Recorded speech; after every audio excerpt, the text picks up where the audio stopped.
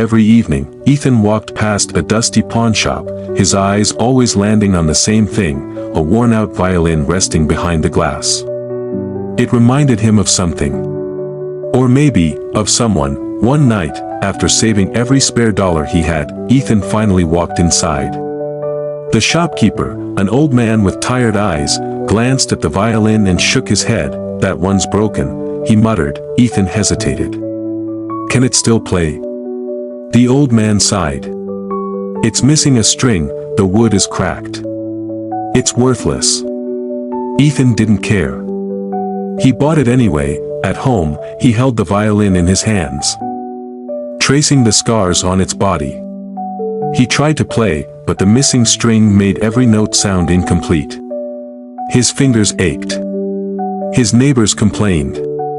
But he refused to give up. One evening, as he struggled to make the violin sound right, an elderly musician stopped and listened. "That violin has a story," the man said. "It belonged to a great player once. But when it broke, he abandoned it." Ethan swallowed hard. "Do you think it can still play?" The old musician smiled. "That depends. Do you believe something broken can still create beauty?" Ethan didn't answer, but he knew he had to try. The next night, Ethan sat on his doorstep, plucking at the strings in frustration. The notes felt empty. Hollow, the old musician appeared again, watching him struggle. "You're playing it like it's whole," he said. "But it isn't. And that's why it sounds wrong." Ethan frowned. "What do you mean?" The man took the violin gently, resting it under his chin. "A missing string isn't a weakness. It's a challenge. You don't play despite it, you play with it." He moved his fingers, shifting the notes, bending them in ways Ethan had never considered. The violin sang. Not the way a perfect one would, but in a way that was raw and real. Ethan stared in awe. "I never thought of that." The old man chuckled. "Music isn't about perfection. It's about what you feel." For weeks, Ethan practiced, not to sound perfect, but to make the violin speak. He played with its flaws, not against them. He played with emotion, not just technique. And then, one evening, standing in the middle of a crowded street, Ethan closed his eyes and played. The first note trembled in the air, thin and uncertain, like a whisper afraid to be heard.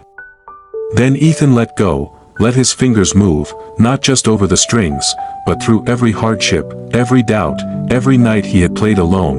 The violin did not sound whole. Some notes wavered. Others cracked like old wood under strain. But it sang, aching. Broken, beautiful, a mother pulled her child closer. A man with silver hair shut his eyes, as if lost in memory. The old shopkeeper stood in the crowd, hands clenched, something unreadable in his gaze. And then, as the final note faded into the evening air, silence held for a heartbeat. Before applause rose like a wave, crashing around him, a small girl tugged at his sleeve. "That was the most beautiful song I've ever heard," she whispered. Ethan knelt, pressing the violin gently into her hands. She traced its scars the way he once had. "You don't need something perfect to make something beautiful," he said. "You just need to play." Today, Ethan is a celebrated violinist, proving that broken things, whether instruments or people, can still create the most breathtaking music. Moral of the story: you don't need to be perfect to create something beautiful. Sometimes, it's the broken things that make the most unforgettable music. Follow, like and comment for more inspirational stories like this.